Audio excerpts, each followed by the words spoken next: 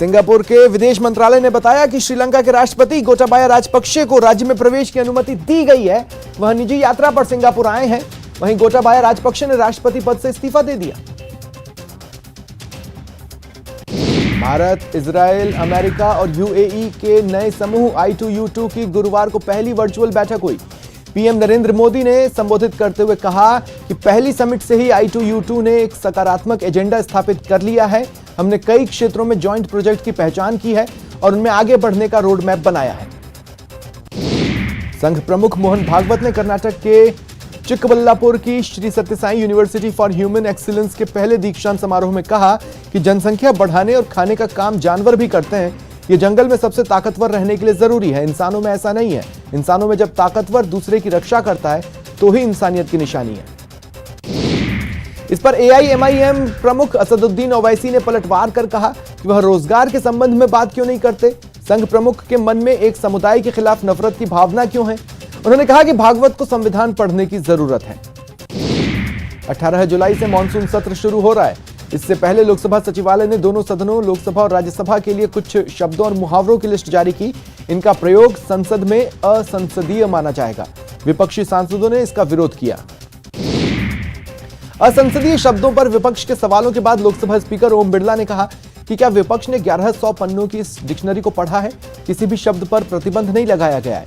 हमने उन शब्दों का संकलन जारी किया है जिन्हें हटा दिया गया है। पटना में 5 आतंकियों के बड़े नेटवर्क का खुलासा हुआ। पटना दौरे पर आए प्रधानमंत्री नरेंद्र मोदी इन आतंकियों के निशाने पर थे। इसके लिए 15 दिन से ट्रेनिंग दी जा रही थी। इन लोगों ने नुपुर शर्मा समेत इस्लाम के खिलाफ बोलने वालों की लिस्ट तैयार की थी। पटना के SSP ने पटना में पकड़े गए PFI की तुलना RSS से कर एक नया विवाद शुरू कर दिया। इसके बाद पटना SSP को कारण बताओ नोटिस मिला है। उपराष्ट्रपति चुनाव के लिए बीजेपी पार्लियामेंट्री बोर्ड की बैठक 16 जुलाई को होगी, जिसमें उम्मीदवार के नाम पर मुहर लगेगी। उपराष्ट्रपति के लिए 6 अगस्त को चुनाव होना है। नामांकन पत्र दाखिल करने की प्रक्रिया जारी है, जिसकी अंतिम तारीख 19 जुलाई है। पंजाब से पॉपुलर सिंगर दलेर मेहंदी को 2018 में मानव तस्करी केस में 2 साल कैद की सजा सुनाई गई थी, जिसे उन्होंने चुनौती दी थी। अब गुरुवार को सुनवाई के दौरान पंजाब की पटियाला कोर्ट ने दलेर मेहंदी की 2 साल की सजा को बरकरार रखा है। बेंगलुरु में चल रहे state level kick boxing tournament के दौरान एक खिलाड़ी की मौत हो गई। 9 और 10 जुलाई को हुए टूर्नामेंट में किक बॉक्सर निखिल सुरेश को चोटें आई थीं। उन्हें अस्पताल में भर्ती किया गया, जहां गुरुवार को उनकी मौत हो गई। यूपी के इलाहाबाद केंद्रीय विश्वविद्यालय में फीस में 4 गुना बढ़ोतरी को लेकर गुरुवार को विश्वविद्यालय में सर्वदलीय संगठन के छात्र संघ भवन में जमा हुए और कुलपति कार्यालय तक जुलूस निकाला। प्रदर्शन कर मांगों का ज्ञापन प्रशासन को सौंपा। मुंबई की एक अदालत ने भाजपा नेता किरीट सोमैया की पत्नी मेधा सोमैया द्वारा दायर मानहानि के मुकदमे में शिवसेना सांसद संजय राउत के खिलाफ जमानती वारंट बृहस्पतिवार को रद्द कर दिया। महाराष्ट्र, गुजरात समेत देश के 25 राज्यों में बारिश हो रही है। गुजरात में पिछले 24 घंटों में बारिश से करीब 14 लोगों की जान चली गई। महाराष्ट्र में अब तक 84 लोग मारे गए। बाढ़ और भूस्खलन जैसे हादसों में अब तक देश में 218 लोगों की जान जा चुकी है। इधर अमरनाथ यात्रा एक बार फिर रोकी गई है। बादल फटने की घटना के बाद यात्रा को पहलगाम और बालटाल रूट से शुरू किया था। इन दोनों ही रूटों पर चल रही यात्रा पर अस्थायी रूप से रोक लगाई गई है। किसी भी तीर्थयात्री को पवित्र गुफा की ओर जाने की अनुमति नहीं है। दुनिया भर में ट्विटर की सर्विस लगभग 40 मिनट तक डाउन रही। इसके बाद ट्विटर काम कर रहा है, हालांकि अब तक यह क्लियर नहीं है कि ट्विटर में क्या खामी आई थी। सीबीआई ने भगोड़े हीरा कारोबारी मेहुल चौकसी पर अपना शिकंजा और कसा।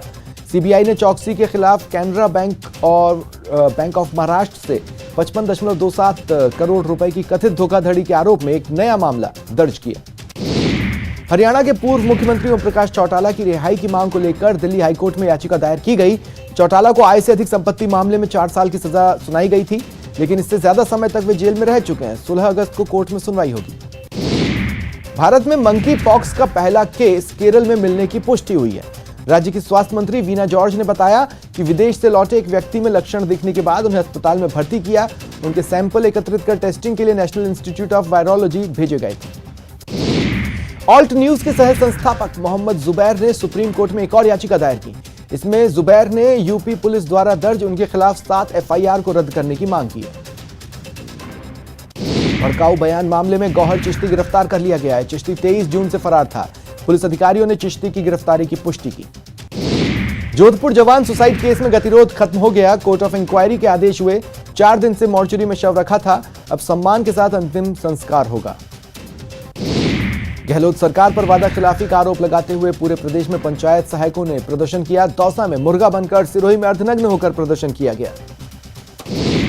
आईपीएल के पूर्व चेयरमैन ललित मोदी ने सुष्मिता सेन से शादी की खबरों का खंडन करते हुए कहा कि अभी हमने शादी नहीं की है, जल्द शादी भी करेंगे। जयपुर समेत प्रदेश भर में कल से प्रिकॉशन डोज का वैक्सीनेशन ड्राइव शुरू होगा। डिस्पेंसरी, पीएचसी, सरकारी अस्पतालों में प्रिकॉशन डोज लगेगी। धार्मिक पदयात्रा, मेलों, सामाजिक समारोह में भी कैंप लगेंगे।